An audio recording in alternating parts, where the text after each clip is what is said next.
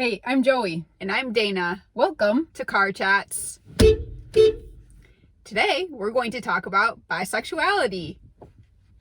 I'll be sharing some of my experience as a bi woman, and we'll also be unpacking why being bisexual is often misunderstood or erased. Before we jump in, we do want to acknowledge that the label of bi is exclusive in some ways. It's commonly understood as directly in reference to the gender binary. So, for example, someone who's bisexual would identify as being attracted to both men and women. This can be problematic, though, because it leaves out non-binary and genderqueer people. Nonetheless, the bisexual label can be helpful because we live in a society that operates based on the gender binary. It made me think of the people in my life that I know who identify as non-binary. They're clearly acknowledging that our society operates on a gender binary, but they're also saying that they reject that construct, or at least that they don't fit neatly into it. A more intentionally inclusive label under the bisexual umbrella is pansexual, which refers to people who are attracted to others of any or all genders, or regardless of gender. The bisexual community is aware of the challenges that the bisexual label inherently brings with it. As we mentioned earlier, most people think of bi as referring to people who are attracted to both men and women. A helpful framing that I'm familiar with is to instead think of being bi as attraction to people of the same gender and those of another gender. This is a more inclusive binary. Instead of attraction to men and women, it's attraction to one's own gender and another gender. So let's keep in mind that most things in life can be critiqued in a healthy and helpful way, including the bisexual label. And to be absolutely clear, there's nothing wrong with identifying as bisexual. I myself do. And please do if that's you. Instead, it's important to remember to stay open to feedback that can help us to be more intentionally inclusive. It's good to remind ourselves that labels for sexuality and gender identities will change over time. Think about how the LGBTQIA+ acronym has grown and changed. Think about the ways that you yourself have grown and changed over time. It comes pretty naturally. It does. It just happens. It's what humans do. We've noticed a tendency for Christians to react in fear to much of the LGBTQ conversation, but especially to changes within the conversation. When new terms are introduced, like pansexual or gender fluid, it often leads to panic. We all need to do our best to take a step back, take a deep breath, and do our very best not to freak out. It's good and natural to acknowledge our fear when it comes to different changes, but then it's even more important to return to our Christ-like posture of working hard to understand those things so we can better love the people around us. We should always strive to remain open to the ways that the Holy Spirit is working to grow, stretch, and change us. And now, let's get into Dana's bisexual ballad. The journey to identifying as bi can often be particularly complicated, confusing, and challenging. It's difficult because when you're attracted to both men and women, you're constantly holding in tension your normal attraction and abnormal attraction. For me, I was able to recognize that I was attracted to and had crushes on boys from a young age. So when I started to recognize that I was also attracted to women, I was very confused. In fact, it made me think that my first major crush on a woman was just a one-time thing. And because sexuality exists on a spectrum, there are also different levels of attraction for each bi person. After several years of thinking and self-reflection, I realized that I was actually more attracted to women than I was to men. And for a little while, this actually made me wonder if I was gay, and that socialization had just made me think that I was attracted to men.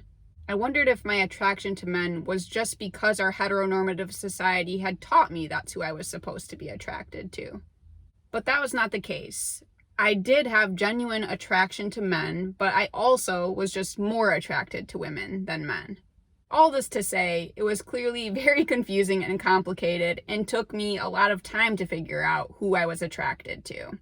As a gay woman, it's really interesting for me to reflect on that dynamic for you because that really didn't exist for me. Once I realized that I was gay and attracted to women, that was it. So yes, I did have to go through my years of wrestling with the internalized homophobia and just coming to terms with the fact that I was different.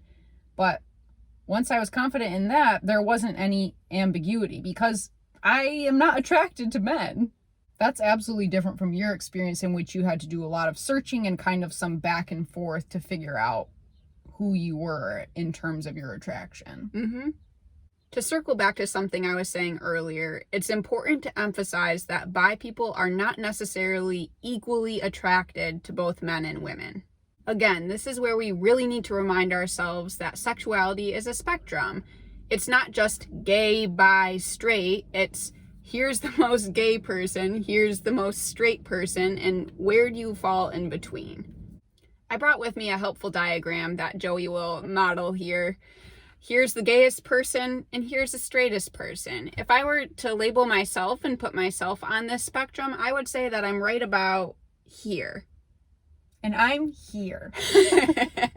A reflection I had while preparing for this episode is that within the Christian community, it feels like being bi and dating someone of the same gender is viewed as a double sin. Yeah, that's a really good point. I feel like you can see it pretty clearly in the Christian argument for accommodation for gay people.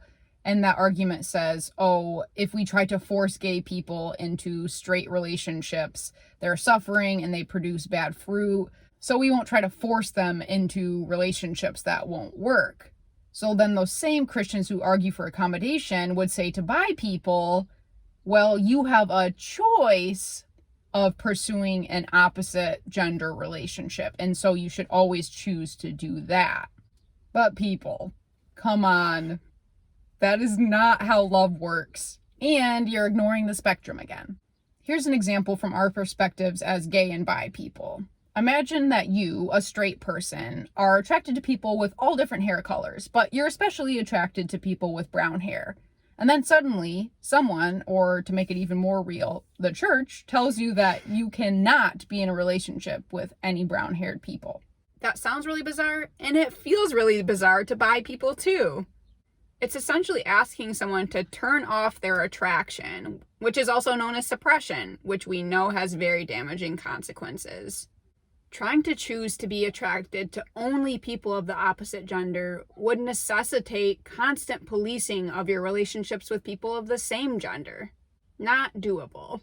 This makes authentic and integrated living impossible, which is the whole reason that bi people come out in the first place, because they want to live authentically. So now Joey and I are going to run through 3 major misconceptions about bi people. First, there's an idea out there that because bi people are attracted to others of the same gender and of other genders, they're attracted to everyone. It's perceived that they're hyper attracted to others. Somehow people have gotten the idea that because bi people are attracted to more than one gender, they're going through life finding every person that they bump into attractive. It's important to remember that being bi has nothing to do with level of attraction, which is its own spectrum. Just because us bi people have the ability to be attracted to more than one gender does not mean that our level of attraction is higher than the average person. Take me, for instance. I'm picky. It generally takes me a while of knowing someone before I find them attractive, and I'm bi. This leads right into another misconception, which is that bi people are not trustworthy in relationships. Because we're attracted to more than one gender, there's an underlying fear that we'll become bored or dissatisfied in our relationship. That we'll suddenly have this epiphany and realize that we need and want to be in a relationship with someone of a different gender.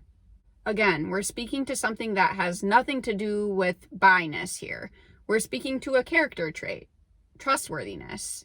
This has everything to do with someone's level of commitment to their relationship and nothing to do with their sexuality. Who I am as a person has a lot more to do with my commitment to my relationship than my bi-ness does. The final misconception we'll explore is that bisexuality isn't really a sexuality, it's just a phase. People think that there's no such thing as bisexuality, but that instead people are just experimenting with who they want to date. No. A big part of this misconception is because a lot of people who will eventually identify as gay initially do come out as bi. And this can be because they are really feeling the pressures of society to hold on to that normalness of the attraction to the opposite sex. It can feel safer to come out as bi initially. For people who are afraid of the response of those around them in their life, it makes sense that they might identify initially as bi. Also, it's completely legitimate for someone who's gay to initially think they're bi because of our society's heteronormativity and the pressure that it puts on us to pursue heterosexual partnerships. All this to say, the conversation around bisexuality isn't clear-cut, and so that leads to a lot of confusion around it as a whole. Along with the misconceptions that we just discussed, and often because of them, bi erasure exists. Bi erasure is the tendency to ignore, question, or deny the legitimacy of bisexuality. Bi erasure can come from outside the LGBTQ community or from within it.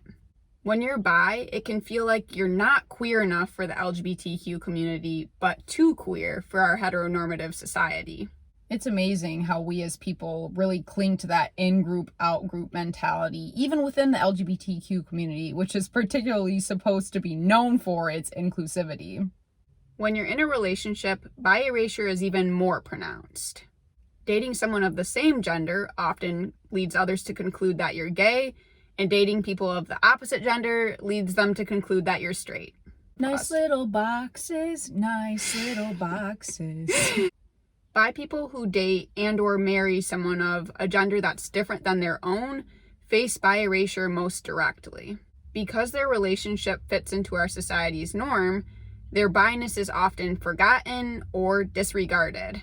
Unfortunately, the LGBTQ community often doesn't do a good job of recognizing these individuals as still being part of the community. And that's just because they appear straight. On the other hand, as someone dating a woman, I've seen how quickly people can jump to the conclusion that I'm gay.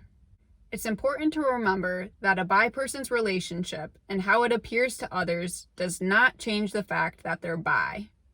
Bi people have come out as bi for a reason, often after a whole lot of thinking and soul searching and self-reflection. So to disregard or erase their bi-ness is to disregard or erase a very important piece of who they are. So say bye to bi erasure. We hope that this episode helped you gain a deeper understanding of bisexuality, and please feel free to comment below with any questions that you might have. And on that note, time to hit the bypass. Goodbye. Bye! Sharing some of my personal... What?